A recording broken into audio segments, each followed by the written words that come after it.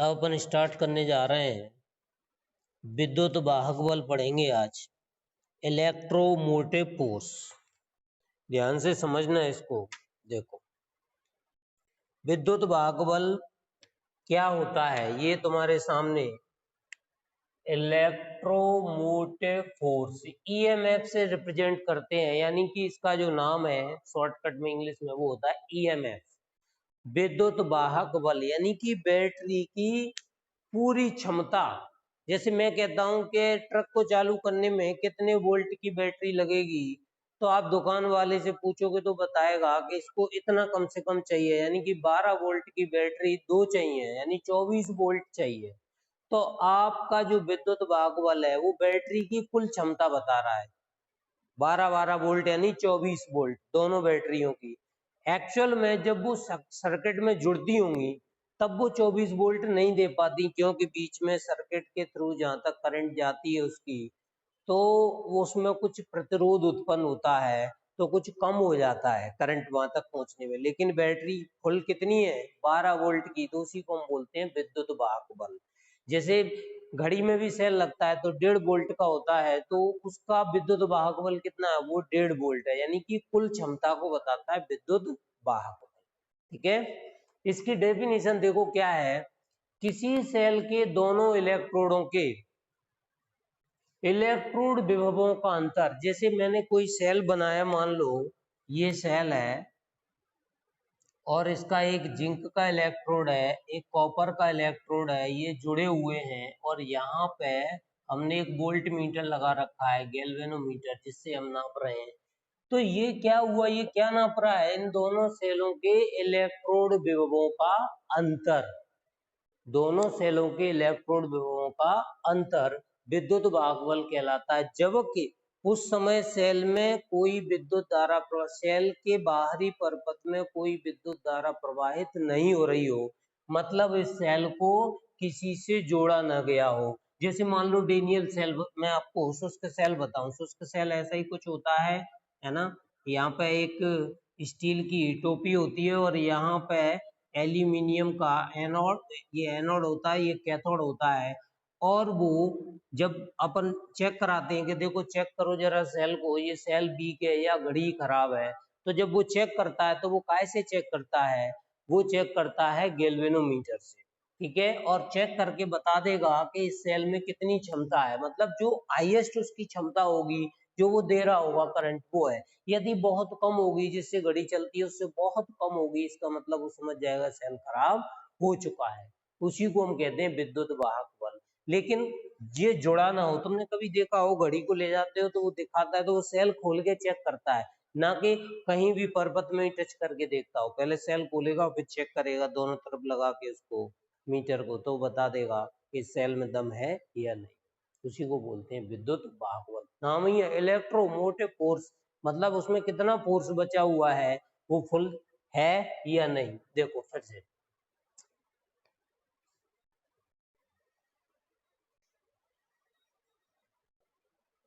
अब देखिए अपन पढ़ते हैं इसकी डेफिनेशन।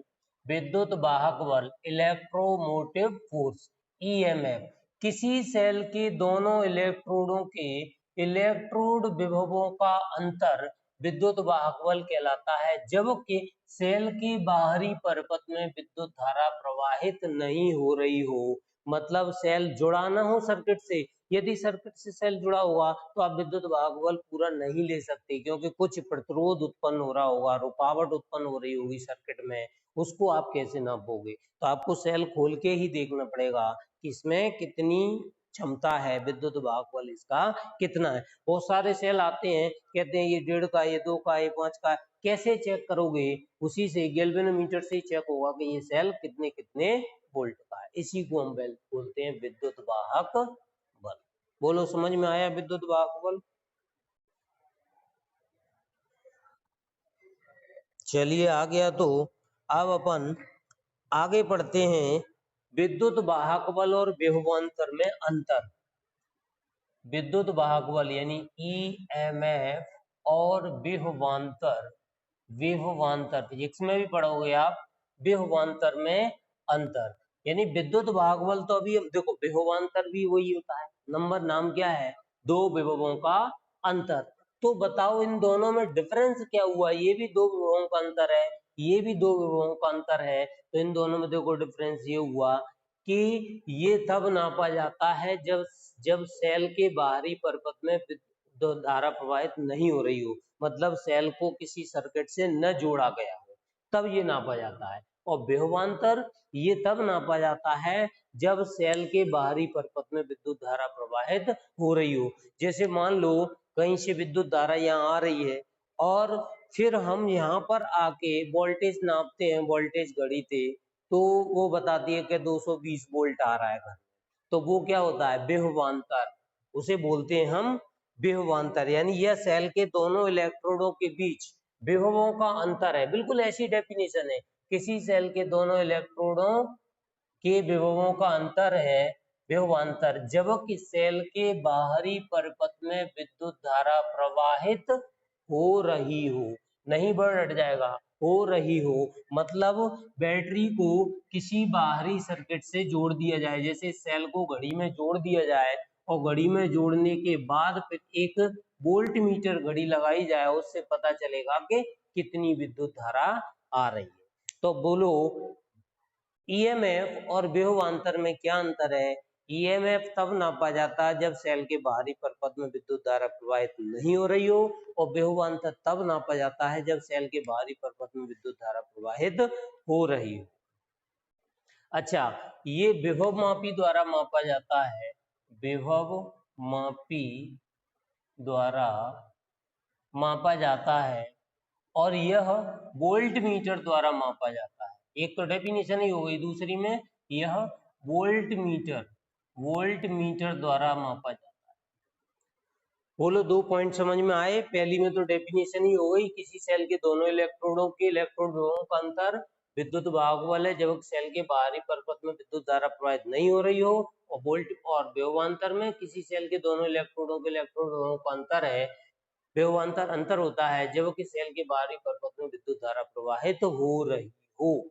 ठीक है, और दूसरा हो गया ये विभवमापी द्वारा मापा जाता है, यह वोल्ट मीटर द्वारा मापा जाता है। और तीसरा पॉइंट आप कह सकते हो कि यह सेल से प्राप्त होने वाला अधिकतम वोल्टेज है, यह सेल से प्राप्त होने वाला अधिकतम वोल्टेज है, यानी कि हाईएस्ट वोल्टेज बताता है कि हमारा सेल कितनी क्षमता का है।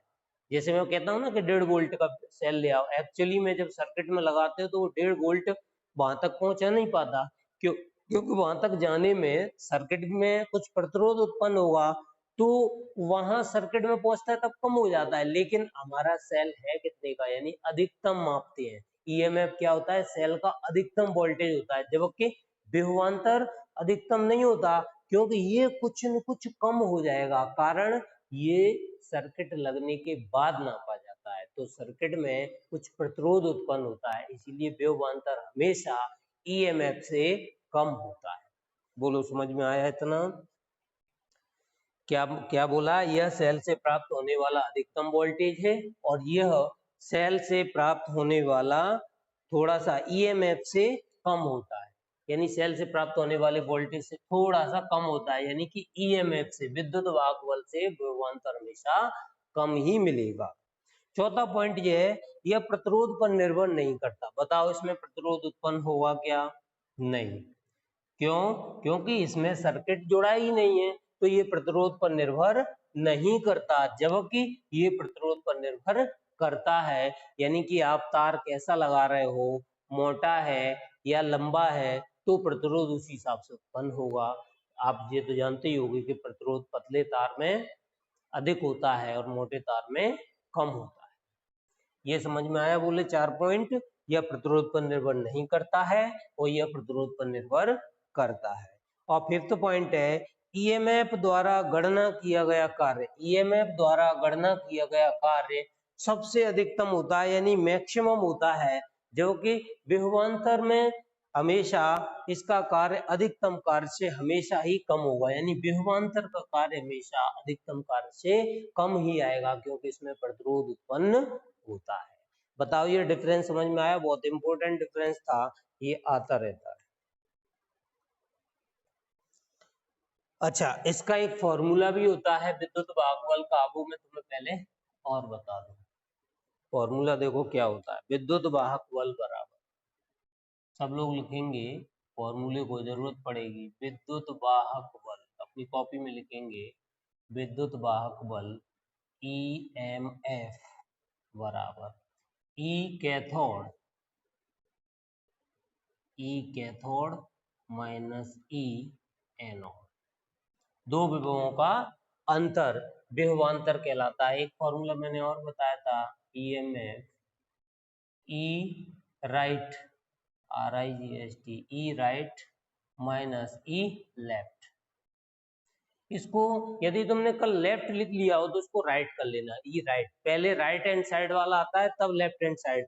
मतलब तुमने देखा होगा, हमने एक सेल बनाया था, ध्यान हो तो तुम्हें, यहाँ कॉपर लगाया था और यहाँ हमने जिंक लिया था Zn और ऐसे कनेक्ट कर दिया था उसको, तो ये हमने एनोड माना था और ये हमने कैथोड माना था। तो एनोड जिंक था और जो फॉर्मूला होता है वो हमेशा कैथोड माइनस एनोड होता है, और कैथोड लेफ्ट है, देखो नहीं राइट है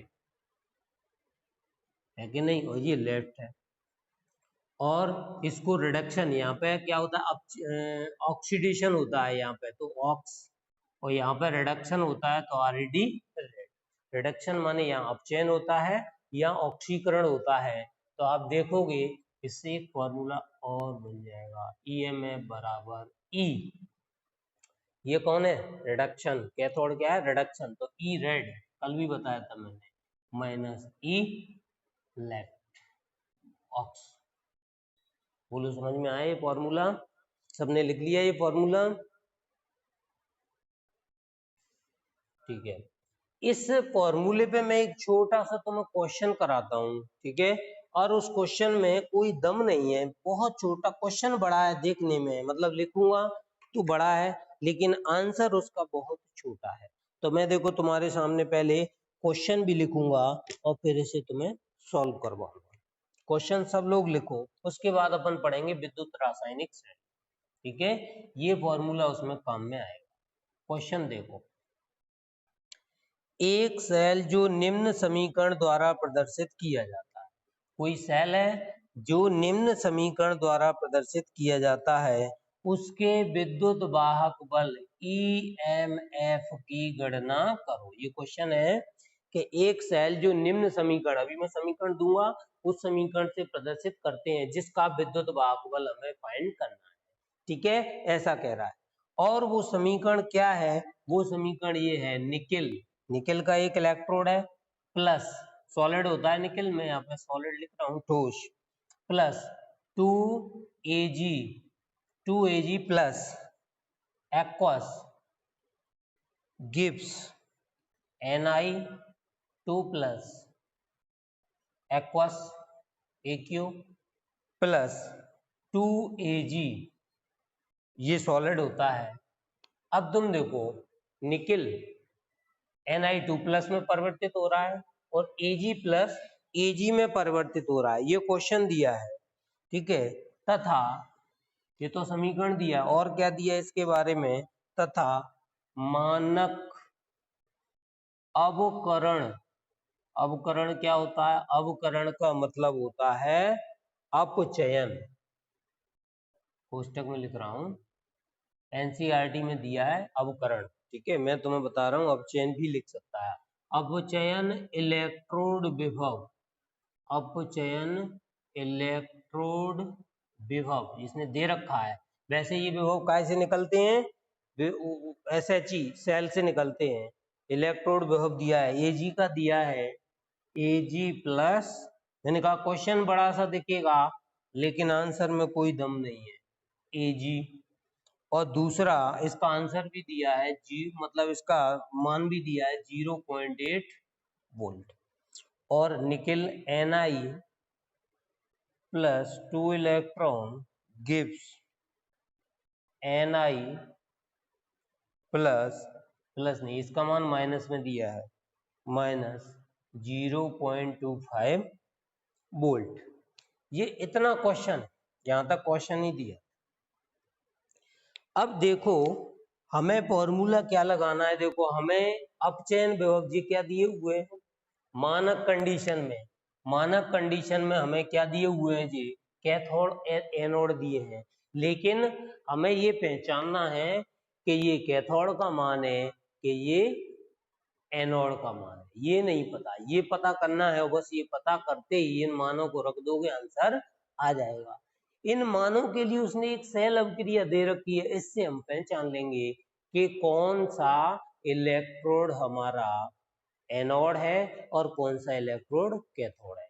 मुझे तुम अपनी नॉलेज से बताओ कि इसमें निकेल का इलेक्ट्रोड कैसा है और Ag का इलेक्ट्रोड कैसा है, मतलब कौन एनोड का काम कर रहा है और कौन कैथोड का काम कर रहा है, ये मुझे तुम बताओगे। तो मैं बताता हूँ कि ये एनोड कैसे, हम कैसे पहचानेंगे कि हमारा निकेल एनोड है या कैथोड, जबकि हमें मान किसमें दिए हैं, देखो अपचयन क्रिया में, मतलब ये भी इलेक्ट्रॉन ग्रहण कर रही है और ये भी अपक्रिया इलेक्ट्रॉन ग्रहण कर रही है, तो हम कैसे बताएंगे इलेक्ट्रॉनों का ग्रहण करना तो अपचयन है, मतलब इसका भी अपचयन दिखा रखा है उसने, इसका भी अपचयन दिखा रखा है, तो हम कैसे पहचानेंगे कि किसका ऑक्सीकरण हो रहा है। देखो ध्यान से, ये मान पॉजिटिव में आ रहा है, इसका मतलब इसका तो अपचयन ही हो रहा होगा, लेकिन ये मान कैसा आ रहा है, निगेटिव, और दिखा रहा है अपचयन, मतलब अपचयन में निगेटिव है, तो बताओ ऑक्सीकरण में ये मान कैसा हो जाएगा, पॉजिटिव।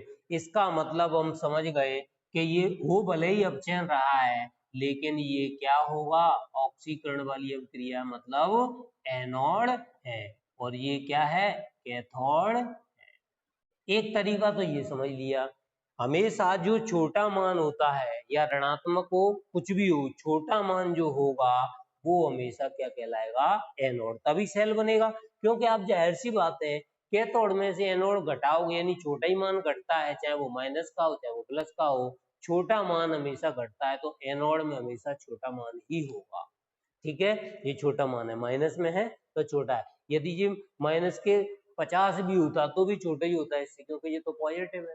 दूसरा तरीका बताता हूं तुम्हें पहचानने का, ये सब क्रिया से भी हम पहचान जाएंगे कि हमारा एनोड कौन है। देखना ध्यान से, ये जो क्रिया है Ni की, ये Na से Na2 प्लस पे जा रही है ये क्रिया Ni से Na2 प्लस पर, Ni से Na2 प्लस पर जब क्रिया जा रही है, मैं ऐसे सॉल्यूशन लिख लेता हूँ यहीं पे, Ni से ये क्रिया कहाँ जा रही है, Na2 प्लस पर। मैंने कहा इस तीर की जगह हम क्या लगा सकते हैं शॉर्टकट में, ऐसे तीर का चिन्ह सीधे डंडा खींच सकते हैं, इसका मतलब ये लेफ्ट हैंड साइड है और ये राइट हैंड साइड है, इस क्रिया की ये लेफ्ट हैंड साइड है और ये राइट हैंड साइड है, मतलब ये जो क्रिया हो रही है इसमें Ni से Na2 प्लस पे, और ये वाली क्रिया में क्या हो रहा है, ये वाली क्रिया, अच्छा अपन दोनों क्रियाओं को लिखते हैं तो बीच में डबल लगा देते हैं ऐसे।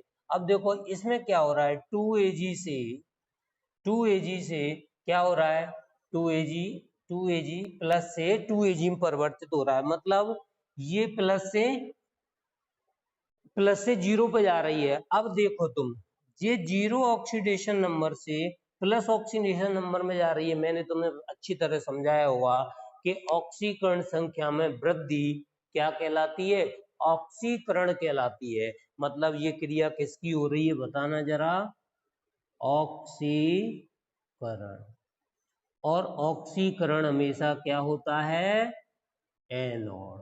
इस क्रिया में देखना ऑक्सीडेशन नंबर में क्या हो रही है, कमी, रिड्यूस हो रही है, रिडक्शन माने अपचयन, हम बस यही तो पहचाननी है। और अपचयन क्रिया किस पर होती है, कैथोड पर। देखो हमने पहचान लिया, निकेल का इलेक्ट्रोड एनोड और Ag का इलेक्ट्रोड कैथोड कहलाता है। अब तो हमें कुछ करना ही नहीं है, अब तो सिर्फ फॉर्मूला लगाना है, विद्युत वाहक बल, EM, यही तो पहचानना था, इतनी गाथा ये काहे के लिए दी है, ये सिर्फ यही पहचानने के लिए ताकि हम पहचान पाए कि कौन एनोड कौन कैथोड। EMF बराबर सेल का EMF है ये, इसको हम ई सेल भी कह सकते हैं, EMF या फिर सेल का वोल्टेज, ई सेल, सेल का वोल्टेज, ठीक है। लेकिन ये मानक कंडीशन में निकालना है, वो कह रहा है ना मानक अपचयन, मतलब हमें कौन सा मानक कंडीशन के लिए ऊपर क्या लगा देंगे, E0 सेल, ठीक है, इक्वल टू, फॉर्मूला क्या होता है, E0 cathode, E naught cathode minus E not anode, या फिर क्या लिख सकते थे, ई रिडक्शन अपचेन, रिडक्शन अपचेन की स्पेलिंग क्या होती है, रिडक्शन, रिडक्शन, और ऑक्सीकरण की क्या होती है, ऑक्सीडेशन, ऑक्सीडेशन, तो ऑक्स, ई रेड माइनस ई ऑक्स, ये भी लिख सकते हैं।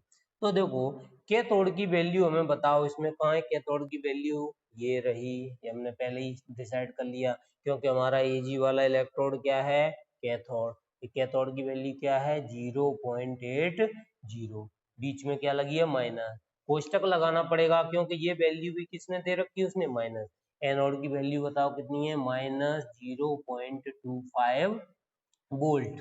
अब इसको सॉल्व कर लो, 0.80 माइनस माइनस क्या हो जाएगी प्लस, तो ये हो जाएगी 0.025 और इसको ऐड कर दो तो हमारा बताओ सेल कितने वोल्ट का बन गया, 1.05 वोल्ट का हमारा सेल बन गया। यदि हम इन दोनों इलेक्ट्रोडों को लेते हैं, सिल्वर का और निकिल का, ये फिक्स है, सिल्वर और निकिल के इलेक्ट्रोड को यदि हम लेंगे तो इतने वोल्ट का ही सेल बनेगा, कोई रोक नहीं सकता इसको।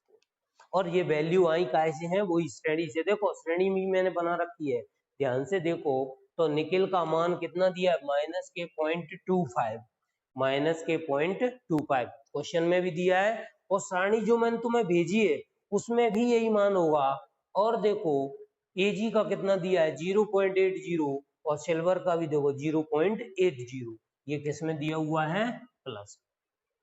बोलो समझ में आया क्वेश्चन, जल्दी से बता दो।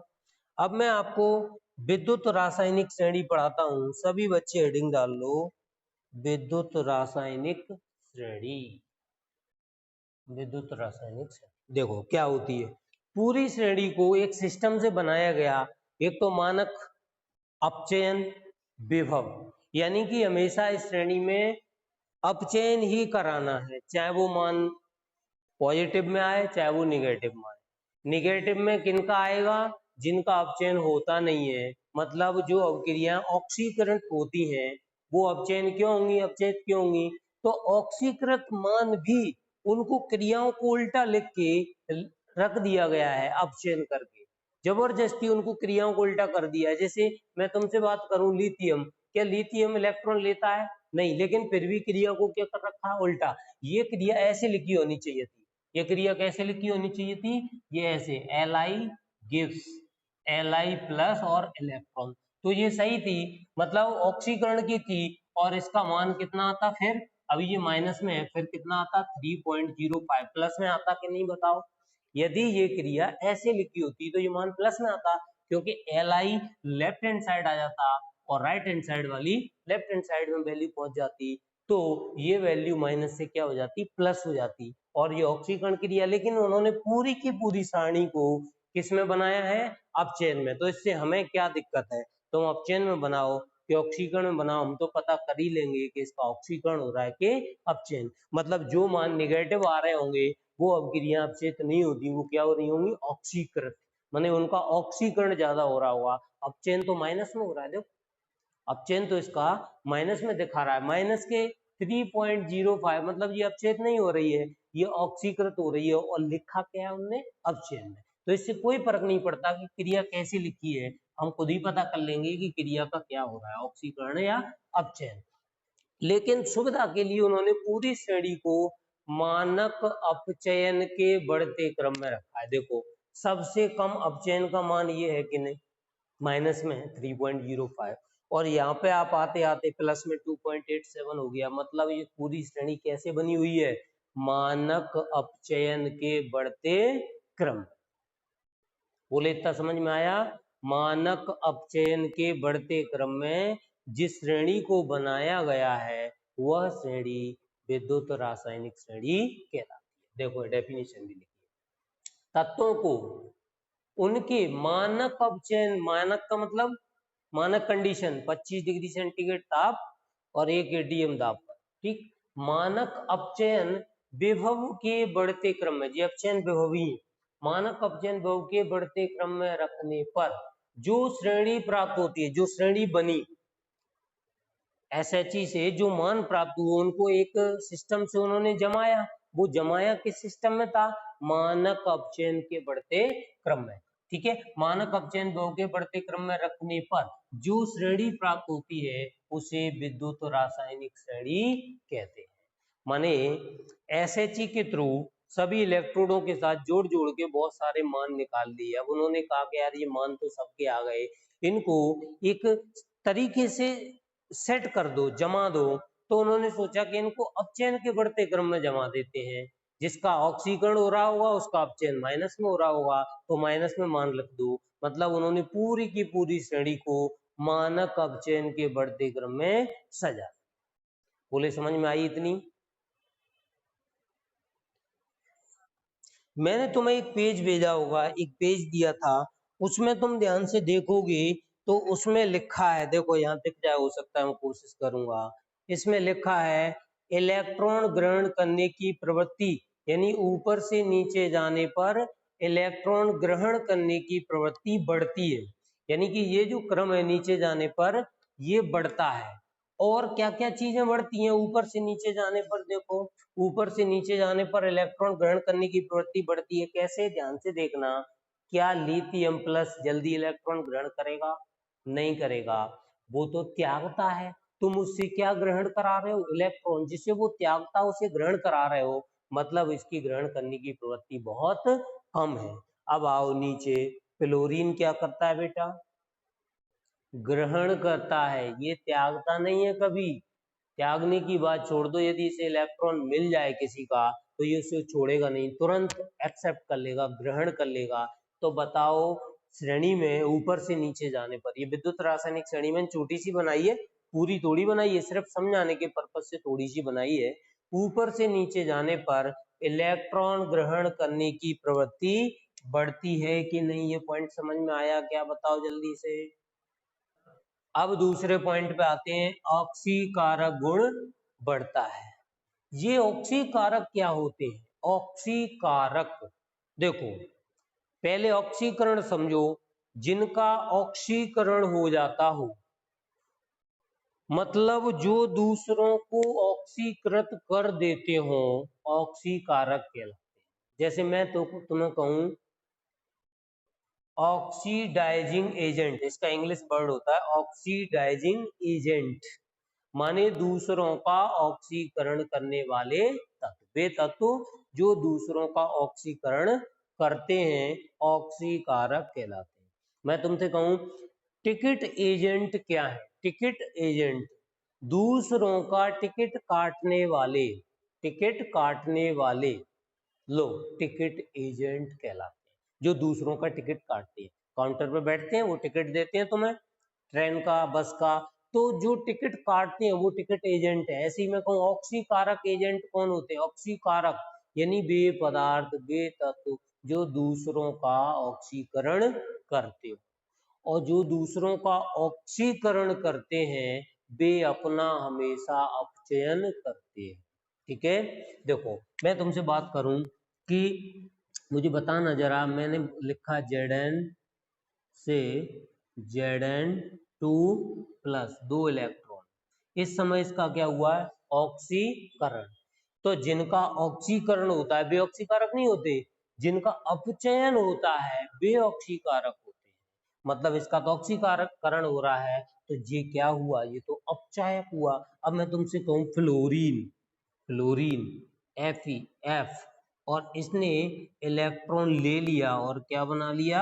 F negative. अपना क्या किया इसने? अपचयन। अपना क्या किया इसने? अपचयन। जो अपना अपचयन करता है वो दूसरों का ऑक्सीकरण करता है, यानी कि फ्लोरीन क्या है? प्रबल ऑक्सीकारक है। अब मैं तुमसे कहूं लिथियम, लिथियम Li, ये क्या करता है? हमेशा इलेक्ट्रॉन त्यागता है। इलेक्ट्रॉन त्यागता है तो क्या होता है इसका? ऑक्सीडेशन। और जिसका ऑक्सीकरण होता है वो दूसरों का क्या करता है? अपचयन। तो ये तो हुआ अपचायक, और ये क्या हुआ? ऑक्सीकारक, ऑक्सीकारक। मुझे बताओ जे अपचायक जे ऑक्सीकारक। तो जे अपचायक हुआ तो ऑक्सीकारक तो कमजोर होगा, जो अपचायक है वो ऑक्सीकारक तो बहुत कम होगा। यानी सबसे कम मैं कहूं कि फ्लोरीन और लिथियम में ऑक्सीकारक कौन प्रबल है, तुम कहोगे सर फ्लोरीन। लिथियम तो अपचायक होता है, ऑक्सीकारक तो बहुत ही कम है। मैं तुमसे पूछूं अपचायक कौन प्रबल है, तुम कहोगे लिथियम। क्लोरीन तो क्या है, ऑक्सीकारक है, ये तो अपचायक बहुत ही कम हुआ। तो बताओ श्रेणी में ऊपर से नीचे जाने पर ऑक्सीकारक गुण बढ़ा या घटा। देखो क्लोरीन क्या है, ऑक्सीकारक। क्लोरीन ऑक्सीकारक है मतलब ये ऑक्सीकारक नहीं है, बहुत ही कम ऑक्सीकारक है, माने ये तो प्रबल अपचायक है। तो बताओ ऊपर से नीचे जाने पर ऑक्सीकारक गुण बढ़ता है। लिथियम सबसे कम ऑक्सीकारक और क्लोरीन सबसे अधिक ऑक्सीकारक। ये पॉइंट समझ में आया, ऑक्सीकारक गुण बढ़ता है ऊपर से नीचे जाने पर। चलिए देखो ये उन्हीं को समझ में आएगा, मैं बता रहा हूँ जिनने मेरी क्लासें रेगुलर ली हैं या नहीं ली हैं तो वो मेरे वीडियो देख लें, सारे वीडियो डले हुए हैं। ऑक्सीकरण ऑक्सीकारक ये सब वैसे तो 11th में ही बहुत अच्छे से पढ़े होंगे, पर चलो भूल भी गए तो मैंने तो तुम्हें 11th से ही पढ़ाया है, ये चीजें मैंने तुम्हें अभी पढ़ाई है कुछ दिन पहले ही, जैसे ही सेल स्टार्ट हुए थे मैंने ये चीजें पढ़ा दी थी। ठीक है, ये 2 पॉइंट क्लियर हो गए हमारे। अब आती अपचयित होने की प्रवृत्ति, अपचायक की नहीं, अपचयित। अपचायक में उपचयित में अंतर है, अपचयित माने खुद हो रहा है, अपचयन किसका ज्यादा हो रहा है, लिथियम का या क्लोरीन का। तो जो ऑक्सीकारक होते हैं वो अपना क्या करते हैं, अपचयन, मतलब खुद अपचयित होते हैं, खुद अपचयित होते हैं। अपचयित होने की प्रवृत्ति भी अधिक होगी तभी वो पदार्थ प्रबल ऑक्सीकारक होता है, मतलब ये सबसे ज्यादा अपचयित होता है। सबसे ज्यादा अपचयित मतलब सबसे जल्दी इलेक्ट्रॉन ग्रहण करता है। अपचयन कौन जल्दी करता है अपना, जो जल्दी इलेक्ट्रॉन ग्रहण करे। और दूसरों का भी ऑक्सीकरण कब करेगा, ऑक्सीकारक कब कहलाएगा, जब उनसे इलेक्ट्रॉन छीन ले, तुरंत ग्रहण कर ले तो उसका क्या कर देगा बताओ, ऑक्सीकरण। जिससे इलेक्ट्रॉन ले लिए मतलब उसके इलेक्ट्रॉन निकाल दिए और खुद ने इलेक्ट्रॉन ले लिए तो उसका क्या कर दिया उसने, ऑक्सीकरण कर दिया। और जो अपना जो दूसरों का ऑक्सीकरण करता है वो खुद क्या होना चाहिए, अपचयित होना चाहिए, वो खुद अपचयित हो जाता है, उनका ऑक्सीकरण कर देता है। तो बताओ ये पॉइंट भी है, अपचयित होने की प्रवृत्ति यानी ऊपर से नीचे जाने पर अपचयित होने की प्रवृत्ति भी बढ़ती है। समझ में आया बोलो।